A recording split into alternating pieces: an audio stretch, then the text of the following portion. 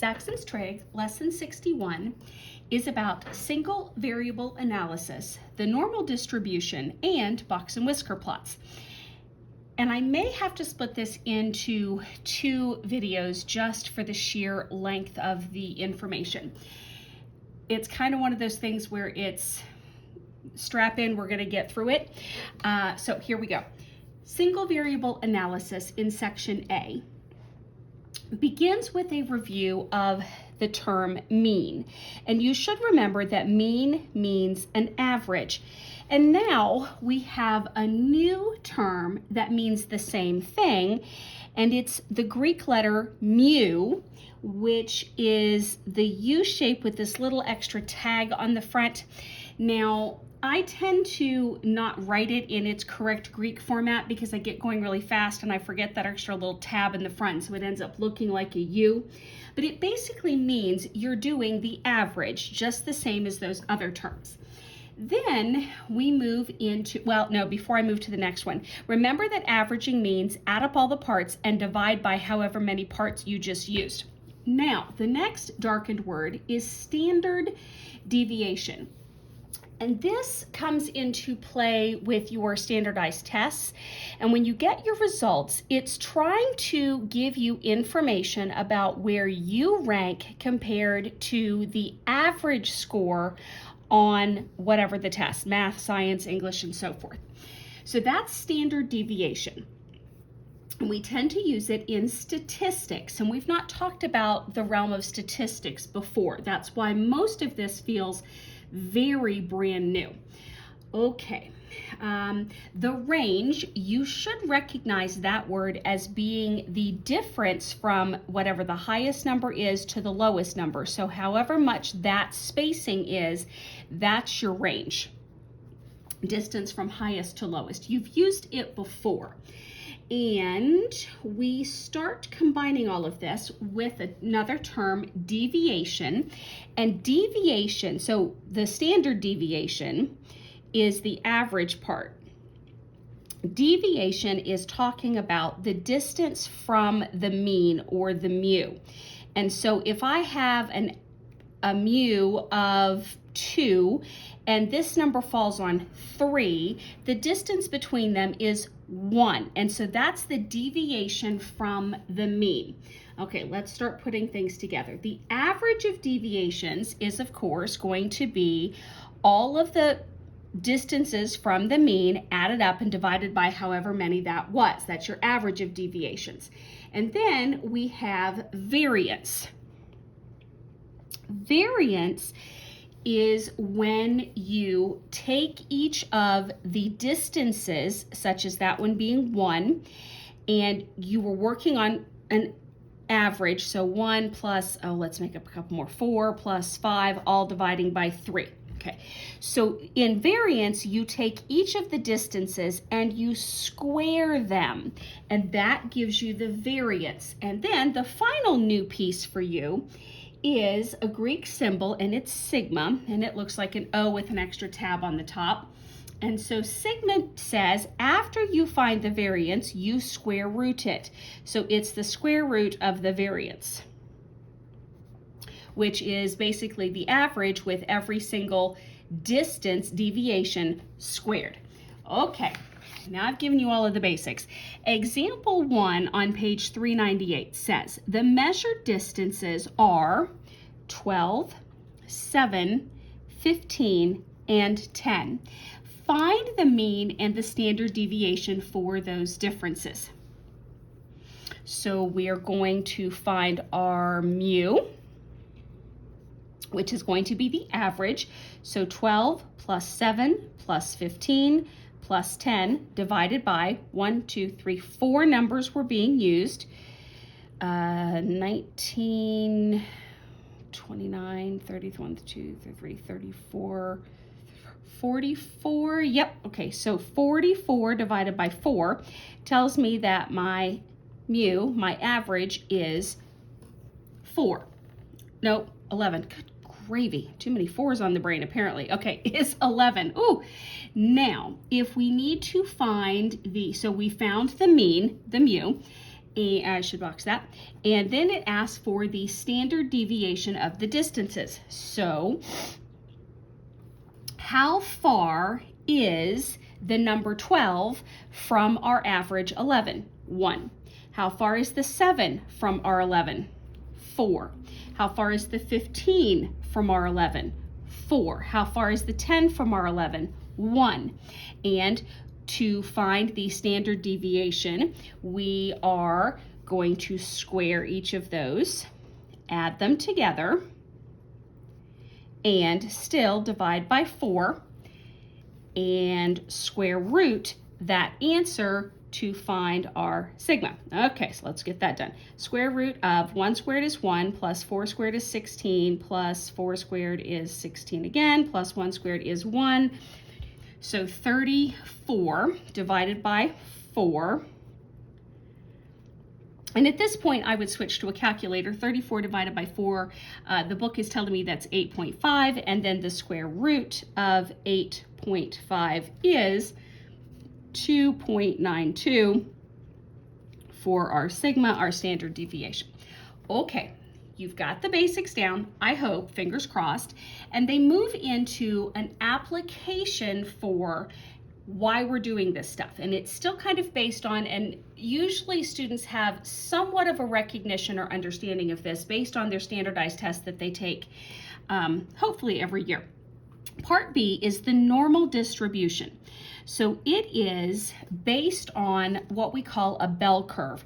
So teachers are told, and this doesn't really apply well, I feel, in all cases, because teachers don't really want the bulk of their students getting C's, but they're saying on a normal test or homework assignment, if you get a bell curve, that's kind of an average normal thing, that the bulk of your students should fall at the top and get a C grade.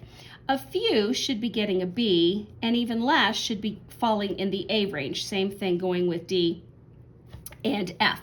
And if that is happening, if the bulk of your students have C's, a few have B's and D's, and even less have A's and F's, then you have done a standard bell curve test, a normal distribution. It's also called a Gaussian distribution, and that's in honor of a mathematician, Carl Friedrich Gauss. He was a German mathematician, and he made major contributions to the theory of statistics.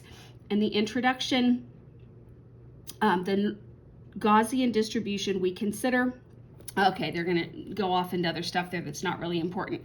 The frequency distribution graph is the first one that they show you here in the book. And they also remind you that that's called a histogram, and it's based on a bar graph. And so if you're getting some bar things hitting here, that's how they're creating this bell curve, which they then, they talk about how you can change the size of those boxes depending on your given information. Okay, so here is the key pieces that you need for this. In a normal distribution, your mean should fall at the highest point, obviously here.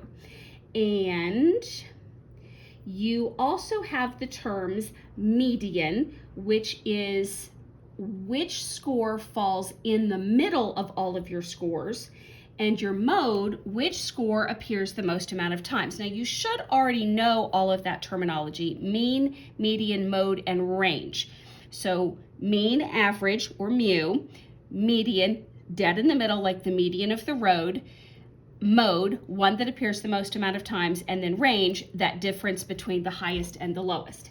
For a normal distribution, the mean, median, and mode are all the same number. And 68% of all of your student scores should fall within one standard deviation from this mean. So one box over should be 68% of your students.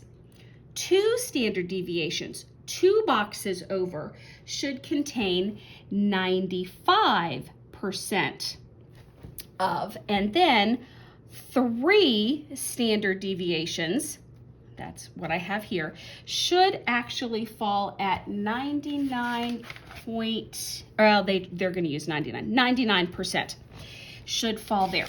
So how can I use this lovely amount of information? Oh, wait, before I do that, I do see on page 399 that they're showing you a couple of other types of curvatures. It's not going to be a standard bell curve if it's skewed really high in the middle, because that's going to indicate that the bulk of my students had grades here in C's and nobody had an A or an F. Probably everybody had a C in that kind of a curvature. But this is where they're also trying to show you that that is one standard deviation, one section away from, and then 2 sections away is the 95 and 3 is the 99. So they're showing you the picture there of all of that. Then on page 400, example 2, we get to the nitty-gritty of what they're going to ask us to do here. The mean of a distribution that is approximately normal, so it needs to tell you that it's not skewed in some way, is 100, and the standard deviation is 5. Use the standard deviation to tell how the data should be distributed with respect to the mean. Now you have to memorize that 68%, that 95%, and the 99%. And that's always going to be in your answer here. The question becomes, what is the range for one standard deviation off of the mean? So the mean was supposed to be 100. One distance in both directions is your first standard deviation, because this is the middle, and that should be your 68%. So the question is, how much is that? And it said the standard deviation is 5. So 5 here and 5 here means that my boundary is 95 to 105. Should be the 68%. I'm looking for, where did they jot their answer here? Yes, there it is. Okay, it's buried in the paragraph. Then another set out is another 5, and another set backwards is another 5. So for the 95%, 2 standard deviations is 10 above and 10 below. So that's going to go to 110, and that one's going to go to 90. So you will have values between 90 and 110 for 95% of whoever took the test. And the final one is 3 standard deviations, so that's putting another 5 on both of these. So 85 to 115 should be 99% of your people that were tested. Would that look like a standard bell curve? Yes, it would, because you're getting, I'll just kind of sketch it here, because you're getting the bulk of your information within the 3 standard deviations. Okay, they show you now skewed negatively and skewed positively. These feel backwards. If you are encountering a curve where you have a lot of people in the failing category and pretty much everybody's up here B's and A's, this is skewed negatively, because it's gone to the right, and it feels backwards because I feel like that should be skewing to the positive side of things. So you just kind of have to memorize that it works backwards. And then if the bulk of your grades are in the D's and F's, this is skewed positively. And you can also have, as they give you on the bottom of the page, 2 humps in how your scores lay out, and that they call a bimodal distribution. Bi meaning 2, so bimodal. Okay, I'm going to keep going and not split this. The box and whisker plot in section C is a way to organize all of the given data. So we've been doing it already in its graphed out kind of format. Now they're going to have us graph not in a bell curve, but in a box and whisker plot, a series of information. And I hate to write all of these down, but I don't know how else you're going to see it, especially if you don't have a book in front of you. 96, 80, 83, 60, 71, 87, 95, 69, 68, 92, 80, 76, 87, 55, 94, 85, 73, 65, 92, 83, we have a ways to go, 69, 96, 60, 83, 88, 78, 96, 63, 83, and 71. So this is basically trying to tell me that I have this list of test scores. So I want to organize it in a way that I can begin to then graph it or use it that makes it in some way helpful. So the first thing is the stem and leaf. So I look and I see what kind of front numbers do I have? Well, I see I've got 90s, 70s, 90 again, 80, 80 again, 60, 70 again, 80 again, 90 again, 60 again, 60 again, 90 again, 80, 70, 80, ooh, 50, here's a new one, 90, 80, 70, 60, 90, 80, 60, 90, 60, 80, 80, 70, okay, I believe that should be all of them. So these are my stems, and I want to put them in order from the highest down. So 9, then 8, 7, 6, and 5. The leaves will be the other parts to the numbers, again listed in order. So to do this, I either have to go through and kind of cross them off as I go and try to find them in order and hope I don't make a mistake, or I can jot them on the side and then put them in order. So I'm gonna do all of my 90 numbers. So I see that I've got a 0 at the end of that one. I'm gonna slash it off. Looking for the next 90 number, that's a 5. Next 90 number, that's a 2. Next one is a 4. 2 again.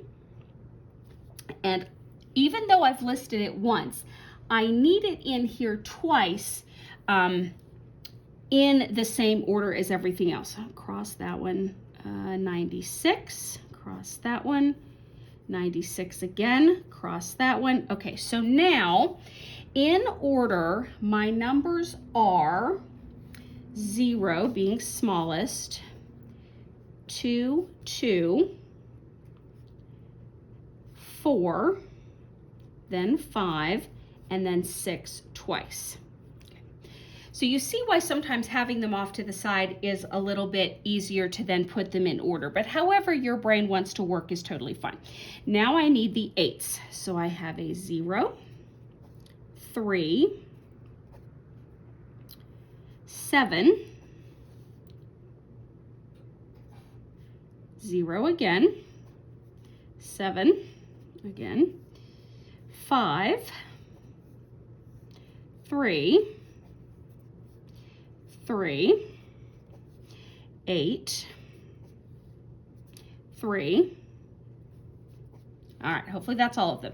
So then 0, 0, 1, 2, 3s. So 1, 2, 3, 4 3s. 1, 2, 3, 4 3s. 5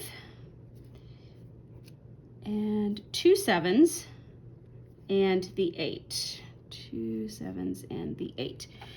All right, I'm going to just kind of do a squiggle mark here because my leaf part is getting awfully close to my other numbers. 5, 7, 7, 8. Yep, just checking my work there. Okay, so now let's do our 7s. We have an 8, a 1, a 6, 3, 8,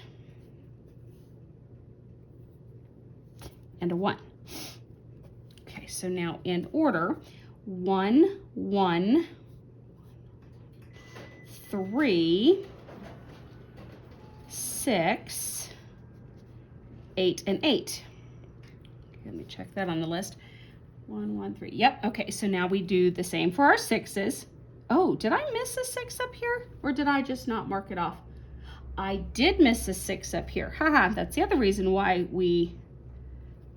I like to jot them over here and cross them off. That way I can see if I've made a boo-boo in my numbers. Okay, I was on 6s. Here we go. So 9, 8, 5, 9, 0. Oh, you know what? That's really hard to read that that's a 9 and a 0. Let's fix that. 0, 3. Okay, so then in order, 0, 3, 5, 8, 9, and 9. 9 and 9. Checking. 0, 0, 3, 5, 8, 9, and 9. Okay, and then finally our 5. Oh goodness, here we go. Did I not mark that 0 off? Oh, I just didn't. Okay, it's okay. Then I'm looking for, I had a 5, which was 55. I don't really need to write that in a list because there's only one of them, and that should be everything crossed off. So this is my stem and leaf plot now organized. Okay. If I then were asked to find the range of this, I know that my highest number is 96 and my lowest is 55. So the range is going to be 96 minus 55, and that equals 41 for the range. If I need to do the median, that is in the middle numbers. Okay, so I do need to count. How many did I have here? 1, 2, 3, 4, 5, 6, 7, 8, 9, 10, 11, 12, 13, 14, 15, 16, 17, 18, 19, 20, 22, 23, 24, 25, 6, 7, 8, 9, 30, 31. So I had 31 numbers total. So halfway there is actually going to be 10 point something. So I need to go 10 both directions. 1, 2, 3, 4, 5, 6, 7, 8, 9, 10. I think I'm going the right direction. I didn't flip that. 1, 2, 3, 4, 5, 6, 7, 8, 9. No, hang on. That's more than 10. Oh, 15. Goodness gracious. Try again.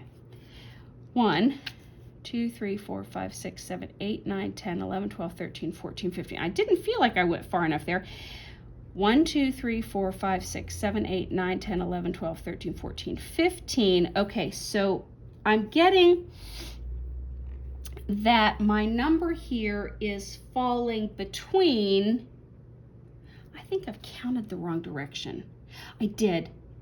I think I went this way. I need to go highest down. 1, 2, 3, 4, 5, 6, 7, 8, 9, 10, 11, 12, 13, 14, 15. I did. I need to go highest down to, that takes me to here, so ignore the other little dashes I've done. And I need to go smallest up. 1, 2, 3, 4, 5, 6, 7, 8, 9, 10, 11, 12, 13, 14, 15. Yeah, okay. So what I'm hitting is that these two are my closest to the center, and so I'm going to pull the average of 80 plus 83 divided in 2 to give me the median is 81.5. And I feel like I should have hit this 3, not this 3. Maybe you watched where I miscounted, but I think you're getting the right idea. My problem is you've got to count from smallest up, and I want to go backwards on the direction of the numbers just instinctively. Sorry about that. And then I need to take, are they using these same numbers here, or did they just shift gears? No, they're using them. Okay, so I thought they were, but for a split second I got myself confused. All right, so we organize our information in the stem and leaf. We use it to find, now students will always ask me, why do I have to go through stem and leaf? Even though it's fairly easy to do, it's just because it is easy to do and easy to organize it. When I'm looking for this information in a long list of numbers, I tend to make errors, even though I did here as well. But you're more likely to make an error in trying to use a long list, even a list of these numbers placed in the correct order.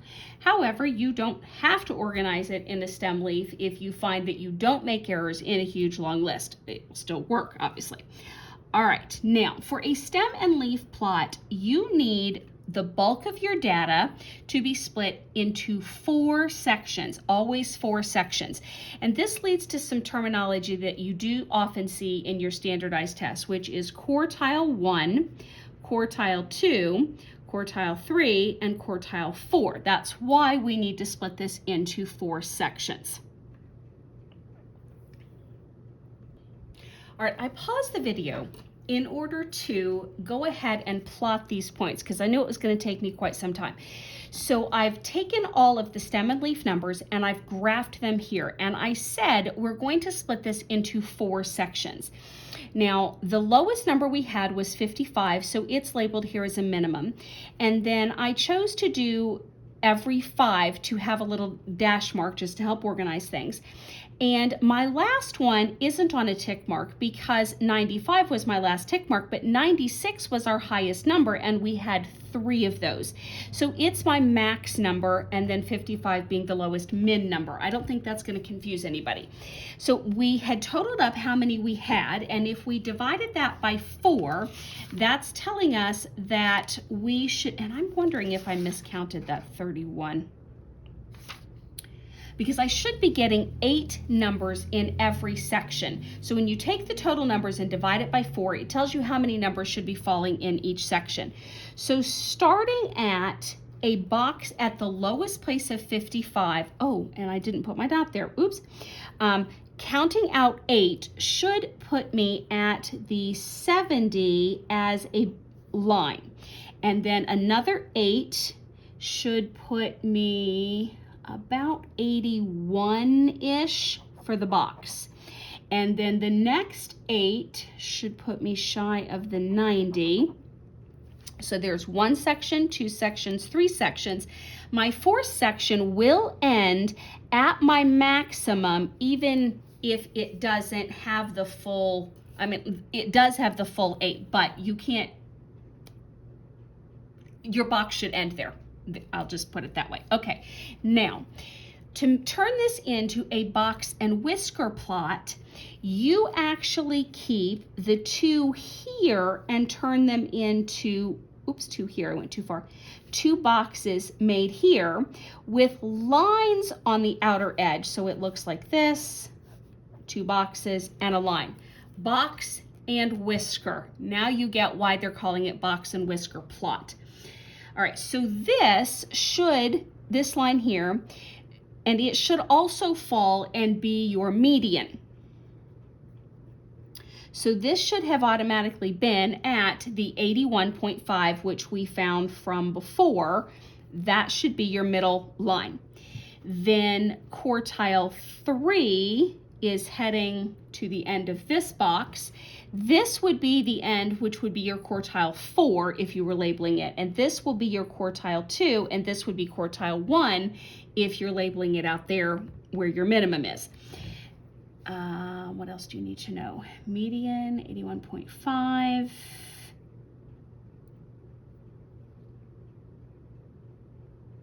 They did label on their first box and whisker plot that 96 was their max, and they did label 55 as their min.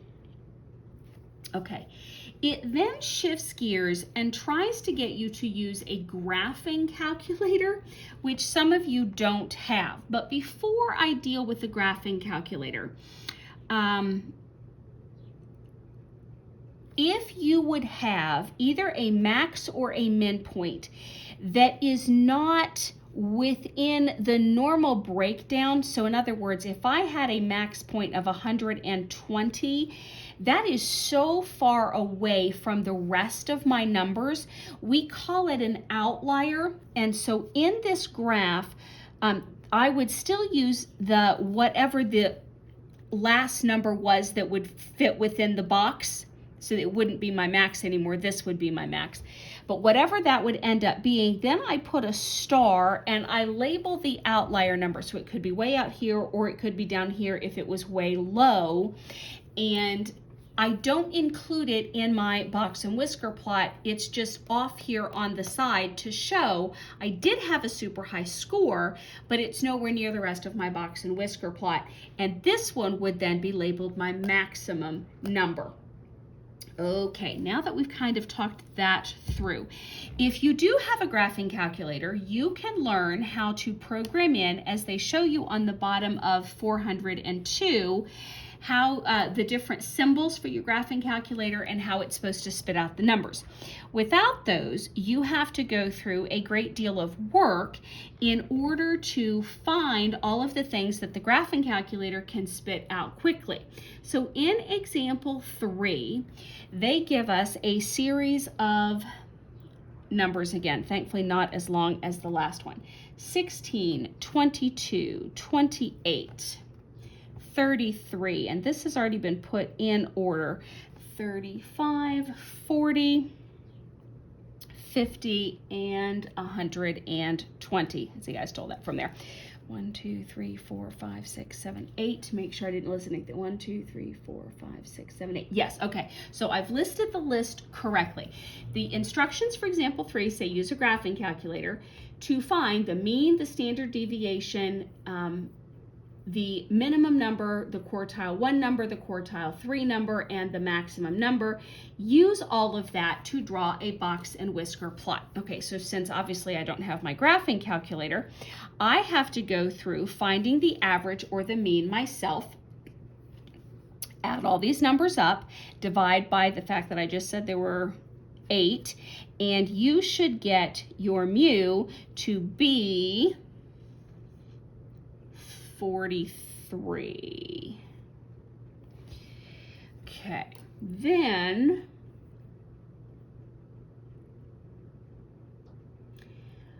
you can find how far each of these numbers is from 43, and I'm looking to see where their variance one is.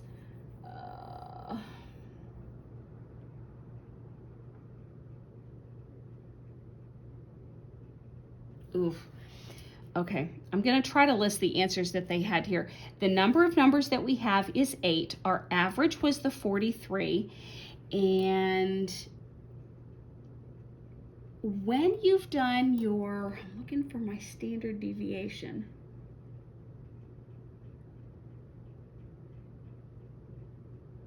I believe that is their 30.71.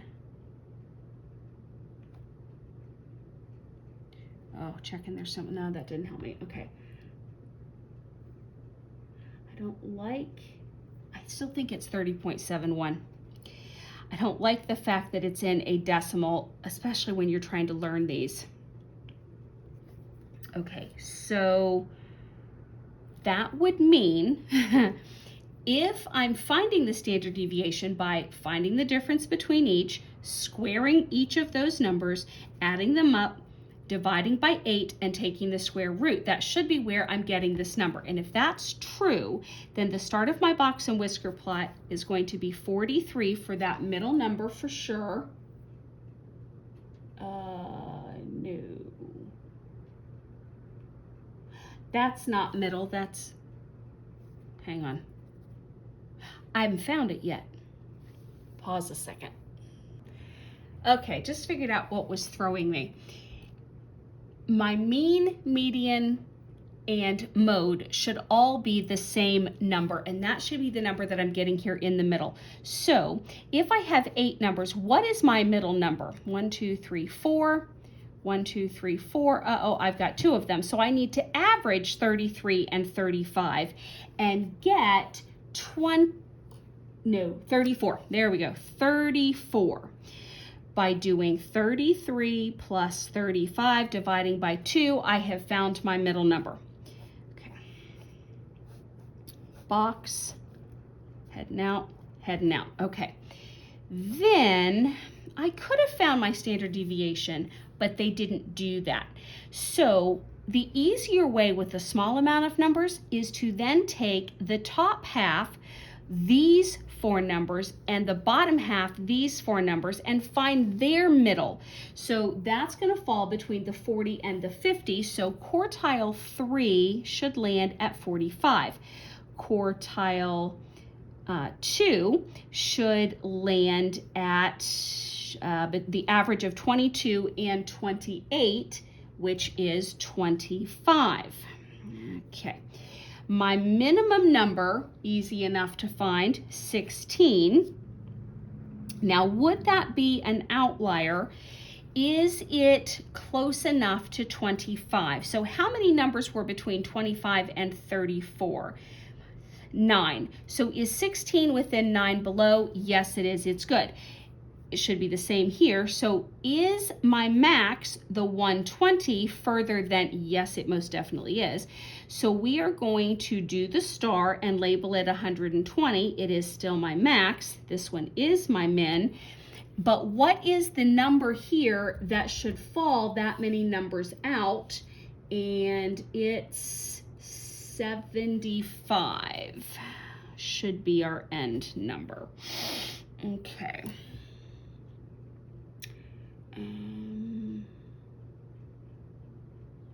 I make sure I didn't skip. I don't think I skipped any numbers.